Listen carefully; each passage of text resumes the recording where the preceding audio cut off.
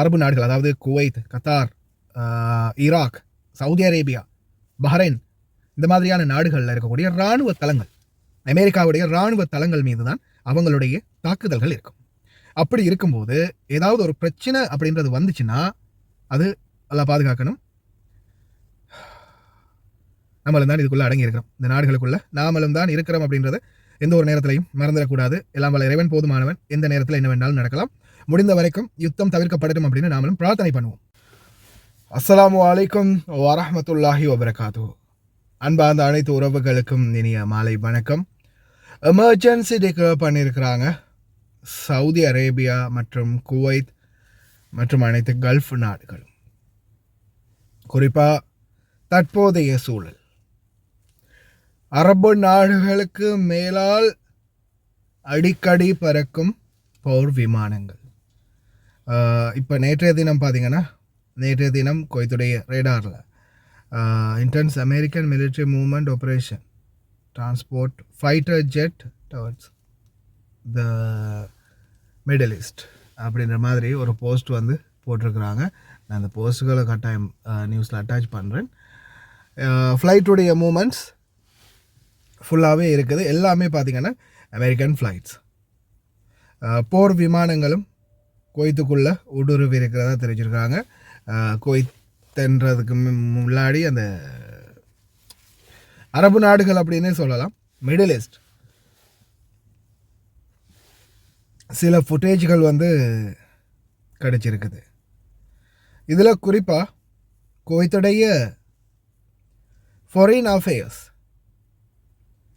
அவசர எச்சரிக்கை விடுத்திருக்கிறாங்க குவைத் நாட்டு குடிமக்கள் அனைவருக்கும். அதாவது தற்போதைய சூழலில் ஈரானுடைய தஹ்ரான் மற்றும் பல பகுதிகளில் இப்போதைக்கு கலவரம் நாட்டுக்குள்ளே, அதாவது ஊரு ரெண்டு பட்டா கூத்தாடிக்கு கொண்டாட்டம் அப்படின்ற மாதிரி ஈரானுக்குள்ளேயே தற்போது ஈரான் நாட்டு குடிமக்களே கலவரத்தில் இறங்கிட்டாங்க. வீதிகளில் துப்பாக்கி சூடு நடக்குது. அதே மாதிரி ஆங்காங்கே ஈரானுடைய ஒவ்வொரு பகுதிகளிலையும் ஆங்காங்கே ரேடார், அதாவது மிசைல்களை கணிக்கிற அந்த ரேடார் வந்து ஒவ்வொரு இடத்துலையும் நிறுத்தப்பட்டிருக்குது. ரேடார் வந்து ஃபுல்லாகவே இந்த இதுலேயே இருக்குது, ஆக்டிவ்லேயே இருக்குது. அதே மாதிரி ஈரான் நாட்டினுடைய தேசிய கொடி கிழிக்கப்பட்டிருக்குது. நடு ரோட்டில் கொடி இறக்கி ஈரானின் தேசிய கொடியை கிழித்தனர்.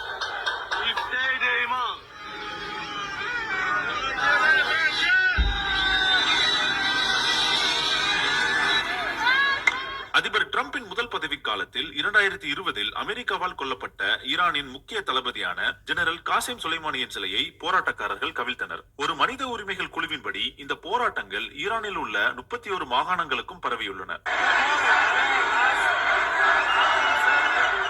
அந்த அமைப்பின்படி இந்த அமைதியின்மையால் குறைந்தது 34 போராட்டக்காரர்களும் 4 பாதுகாப்பு படையினரும் கொல்லப்பட்டுள்ளனர். அமெரிக்க டாலருக்கு எதிராக ஈரானிய நாணயத்தின் மதிப்பு கடுமையாக வீழ்ச்சி அடைந்ததை தொடர்ந்து டிசம்பர் 28 அன்று போராட்டங்கள் தொடங்கின. இதுல குறிப்பா பாத்தீங்கன்னா, இலங்கையில அரகல உருவாகினது எல்லாருக்குமே ஞாபகம் இருக்கும். அந்த மாதிரியான ஒரு சூழல் சிச்சுவேஷன் வந்து உருவாகி இருக்குது.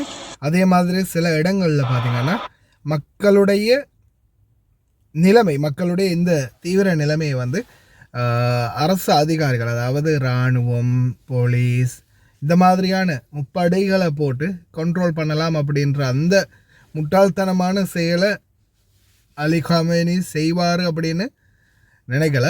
ஆனால் இப்போதைக்கு வரைக்கும் பார்த்தீங்கன்னா 4 போலீஸ் அதிகாரிகள், 30க்கும் மேற்பட்ட போராட்டக்காரர்கள், அதாவது ஆயுதம் ஏந்திய போராட்டக்காரர்கள் தான் சுட்டுக் கொல்லப்பட்டிருக்கிறாங்க அப்படின்றது மேலதிக செய்தி. இப்போதைய சூழலில் பார்த்தீங்கன்னா பல இடங்கள்ல, அதாவது வெளிநாடுகளில் கூட இந்த சிச்சுவேஷன் இப்போ உருவாகி இருக்குது. அதே மாதிரி ஈரானுடைய புதிய கொடி தான் இந்த கொடி வந்து பழைய கொடி இப்படி தான் இருந்துச்சு. இந்த ஈரான் நாட்டின் பழைய கொடியை வந்து திருப்பி கொண்டு வரணும் அப்படின்ற மாதிரியான செயல்பாடுகளில் ஈடுபடுறாங்க. அதே மாதிரி சில இடங்களில் வந்து பார்த்திங்கன்னா ரொம்ப அதிகமான அழிப்புகள், அதாவது அவங்களுடைய பொது சொத்துக்களை இந்த கலவரத்தில் நடக்கக்கூடிய மிகப்பெரிய ஒரு சோகம் என்னென்னா எல்லா நாடுகள்லையுமே தங்களுடைய சொத்துக்களையே தங்களுடைய மக்கள் வந்து அழிக்கிறது. இலங்கையிலேயும் அதே மாதிரி நடந்துச்சு. இங்கேயும் வந்து ஈரான்லேயும் வந்து இப்போ இதே சூழல் தான் நடக்க போகுது. ஆரம்ப காலத்தில் உங்களுக்கு தெரியும், பங்களாதேஷில், நேபாளில், இந்த மாதிரி பல நாடுகளில் நடந்த கலவரங்களில் பொது சொத்துக்கள் சேதமாக்கப்பட்டுச்சு.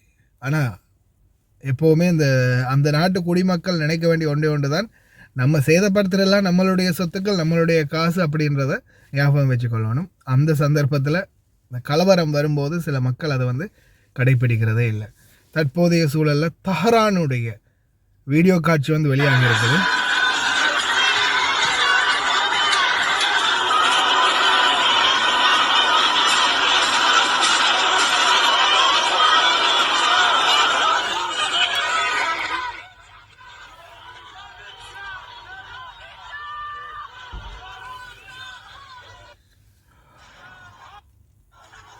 ஒட்டுமொத்த பொதுமக்களும் வந்து வெளியேறி இருக்கிறாங்க. இதில் முக்கியமான பிரச்சனை என்னென்னா ஆயுதமேந்திய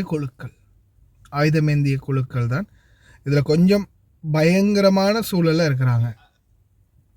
ஏன்னா அவங்களுடைய கைகளில் துப்பாக்கிகள் இருக்குது. அவங்க வந்து நடு ரோட்டில் இறங்கி துப்பாக்கி சூடு நடத்துகிறாங்க. இந்த துப்பாக்கி சூடு சம்பவங்கள் தான் கொஞ்சம் அதிர்ச்சியும் பயமூட்டக்கூடியதுமா இருக்குது. அதே மாதிரி குவைத்துடைய ஈரான் தூதரகம், குவைத் நாட்டிற்கான ஈரான் தூதரகம் தொலைபேசி இலக்கங்கள் உட்பட வழங்கியிருக்கிறாங்க. உடனடியாக ஈரானில் இருக்கக்கூடிய குவைத்திய குடிமக்கள் தஹரானுடைய தூதரகத்தை தொடர்பு கொள்ளுமாறும், அதே மாதிரி ஏதாவது எமர்ஜென்சி சிச்சுவேஷன் இருந்தால் உடனடியாக நாங்கள் விமானங்கள் மூலம் எங்களுடைய குடிமக்களை நாட்டுக்குள்ளே உடனடியாக நாங்கள் எடுப்போம் அப்படின்ற மாதிரியும் இன்ஃபார்ம் பண்ணியிருக்கிறாங்க.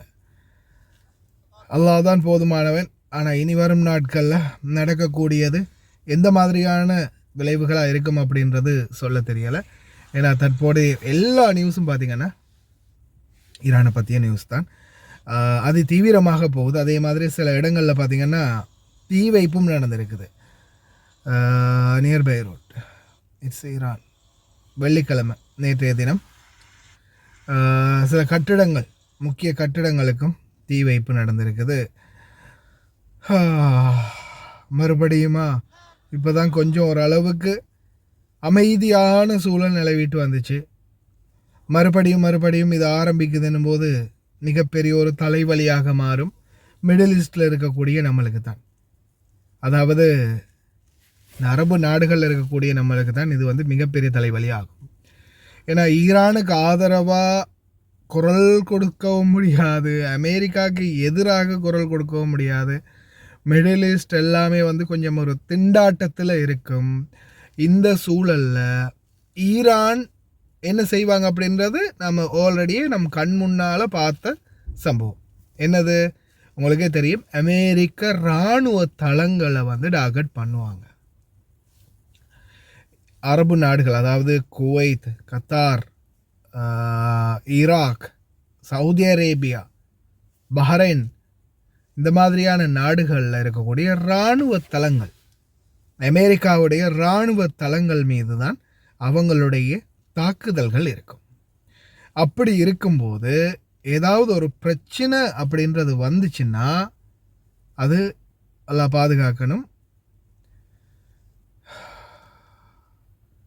நம்மளும் தான் இதுக்குள்ளே அடங்கி இருக்கிறோம். இந்த நாடுகளுக்குள்ளே நாமளும் தான் இருக்கிறோம் அப்படின்றத எந்த ஒரு நேரத்திலையும் மறந்துடக்கூடாது. எல்லாம் வல்ல இறைவன் போதுமானவன். எந்த நேரத்தில் என்ன வேண்டாலும் நடக்கலாம். முடிந்த வரைக்கும் யுத்தம் தவிர்க்கப்படட்டும் அப்படின்னு நாமளும் பிரார்த்தனை பண்ணுவோம். நம்மளால் முடிஞ்சது பிரார்த்தனை பண்ணுறது தான். பிரார்த்தனை பண்ணுவோம். ஆனால் எந்த சூழலில் என்ன நடக்கும் அப்படின்றது கன்ஃபார்மே இல்லை.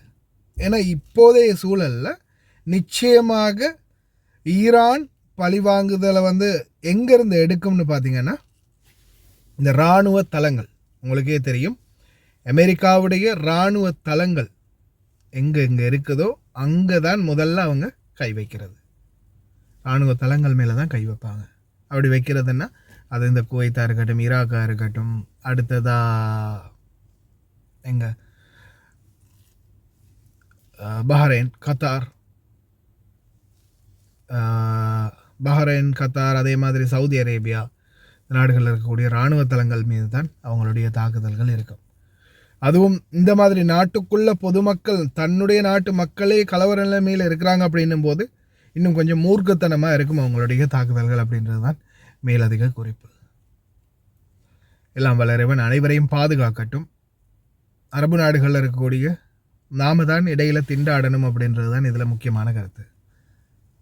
சில இப்படி தான் நானும் அரபு நாட்டில் இருக்கிறதால சில வார்த்தைகள்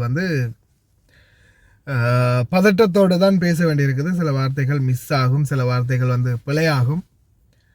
யாரும் எதுவும் நினச்சி கொள்ளாதீங்க. இறைவன் தான் எங்களை எல்லாம் பாதுகாக்கணும். எல்லாரையும் பிரார்த்தனை பண்ணுங்க, ப்ரே பண்ணுங்க. எது நடக்குதோ இறைவனுடைய நாட்டம்.